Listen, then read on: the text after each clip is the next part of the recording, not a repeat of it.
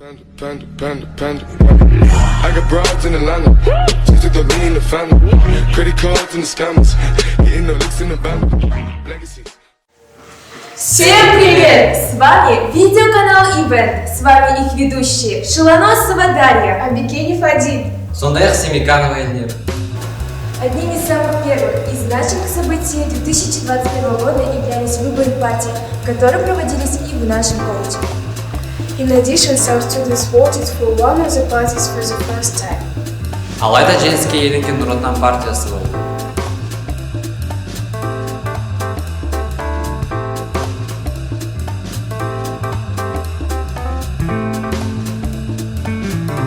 Вторым, но явно не по значимости является то, что наши юные друзья-первокурсники вышли на учебу в штатном режиме. С 18 января наши студенты учатся офлайн, тесно контактируя с учителями и наставниками. Здравствуйте, мы бы хотели у вас взять интервью. Сначала могли бы представиться. Здравствуйте, меня зовут Литвиненко Никита, я учусь на геолога в группе Г02А. Итак, первый вопрос. Какие сложности возникли при переводе в штатный режим? Особых сложностей не возникло, только если дорога до колледжа. Она занимает очень много времени. Второй вопрос. Нравится ли вам штатный режим? Да, мне нравится штатный режим, можно встретиться с одногруппниками, увидеть их лица, также вживую видеть преподавателей, получить много новых знаний. И, наконец, третий вопрос. Какое первое впечатление произвели на вас учителя? Мне очень понравились учителя, они очень ответственные, трудоспособные, хорошо все объясняют, четко рассказывают. В общем, мне все нравится. В пользу какого обучения вы бы сделали выбор? Я бы сделал в пользу штатного обучения, потому что это прямой контакт с учителем и качество знаний намного лучше, чем в дистанционном режиме. Как прошла первая неделя обучения? Первая неделя обучения прошла хорошо. Я познакомился со своими одногруппниками и учителями. Какие предметы вам дались трудом в штатном режиме?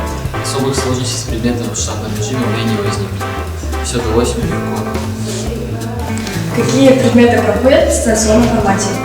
У нас проходит грамматика, НВП и физкультура. На каком уровне у вас проходит инфекция кабинетов? С этим у нас все строго и все проходит на высшем уровне. Сколько двоек уже успели получить и отработать? Я еще не получал двойки, но слышал, что мои одногруппники получали. Сәлеметсіздер, біз сізден интервью алайын дегенбіз. Біріншіден өзіңді таныстыра кете аласың. Мен Мұратова Сабина Серікқызы, ГК нөмір 1 тобының студенті боламын. Дәстүрлі оқыту режиміне ауысқанда қандай бірінші туындықтар және қиындықтар пайда болды? Менде ешқандай қиындықтар туындаған жоқ. Екінші сұрақ, жалпы саған дәстүрлі оқыту режимі ұнайды ма? Әрине ұнайды, себебі бұл жүйеде біз мұғалімдермен тығыз байланыста боламыз. Кез келген ойымызға келген сұрақты түсінбеген жерлеріміз болса, мұғаліммен тікелей байланыста сұрай аламыз. Және өзімізбен жасты және құрдас оқушыларымызбен отырып, жарыса отыра білім аламыз. Және бұл жүйе маған өте қатты. Үшінші сұрақ, мұғалімдер саған қандай алғашқы әсер етті? Мұғалімдер бізге оқушыларға сыйластықпен қарады және жылы шыраймен қарады және бізге ол қатты ұнады. Сен қандай оқу режимін таңдаушы едің?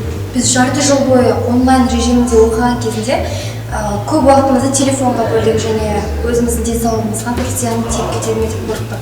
Сондықтан да мен офлайн режимде оқуды таңдаушы едім. Дәстүрлі оқу режимінде саған қандай пәндер қиындық туындады?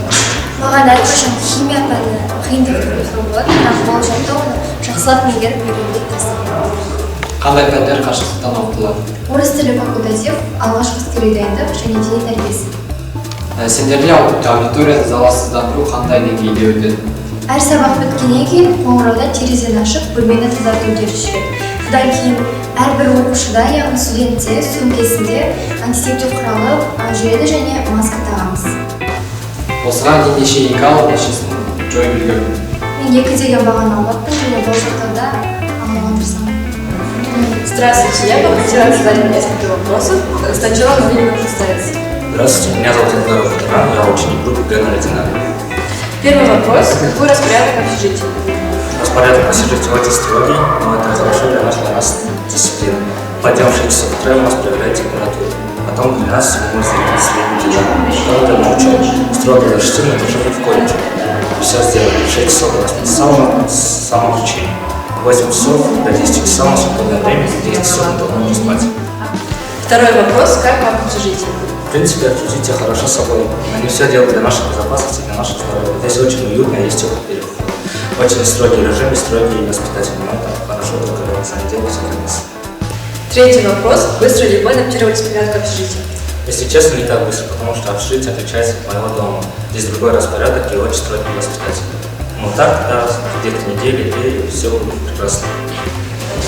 Здесь наша столовая, где мы питаемся после трудного дня, после учебы. Здесь очень чисто, тут все разложено по полочкам, и они сидят за нас гигиены. Тут так вкусно готовят, что даже ничего не осталось, как видите. Следующий вопрос. С какого города, региона вы приехали? Я приехал из города Нур-Султан, столица Казахстана.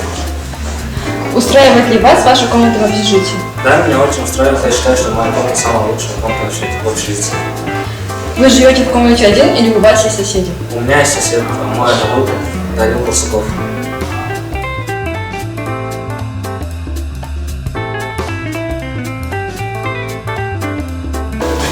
Сәлеметсің бе? Біз жатақхана туралы сенен сұхбат алайын дегенбіз. Өзіңді таныстырып кетсең. Мен Темирбекова Алина Кайратовна, ОСК 02 тобының студентімін. Бірінші сұрақ, жатақханадағы тәртіп қалай? Жатақханадағы тәртіп өте қатал. Біздің күніміз таңғы 6-дан басталып, түнгі 10-да аяқталады. Жатақхана туралы ойың. Осы жатақхана туралы ойым өте жақсы, себебі маған осы жатақханада тұрған өте қатты ұнайды және де өте жайлы. Жатақхана тәртібіне тез үйрендің бе? Я, мен жатақхана тәртібіне тез үйрендім, себебі менің ойымша ол үйренетін нәрсе емес. Сен қай қаладан, облыстан келдің? Мен Шығыс Қазақстан облысы Шульбиц кетінен келдім. Жатақханада немен айналысасың? Мен жатақханада тек қана сабақпен айналысамын. Күнде сабағымды қараймын, бірақ сенбі-жексенбі күндері мен теннис үйірмесіне қатысамын. Жатақханадағы бөлмен өзіне ұнай ма? Я, менің бөлмем маған өте қатты ұнайды. Мен бөлмем әрқашанда таза және де осы бөлме өте жайлы.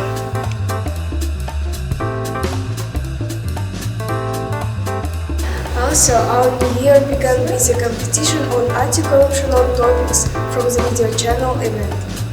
Колледж еріктілер геолог жастары үйімен бірге отырып балалар үйінің тәрбиеленушілерін жаңа жылдық сыйлықтармен қуантты.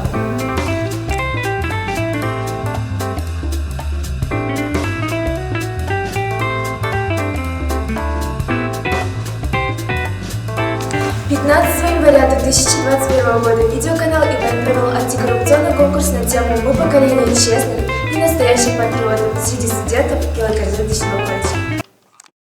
Ал Бегаділ, уақытың болды, жұмысын тапсыра бер.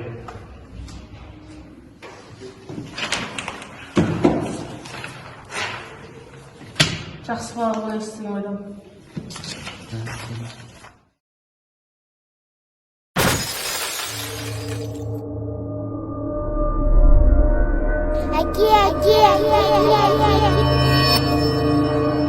Canım жұмыстан қашан келесің? Жаным жұмыстан қашан келесің?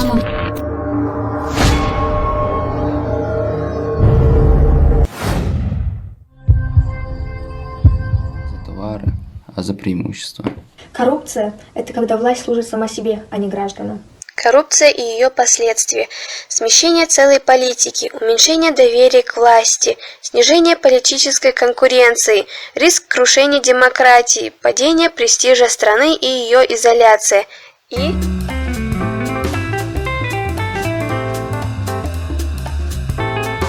С вами был видеоканал Event. До новых встреч!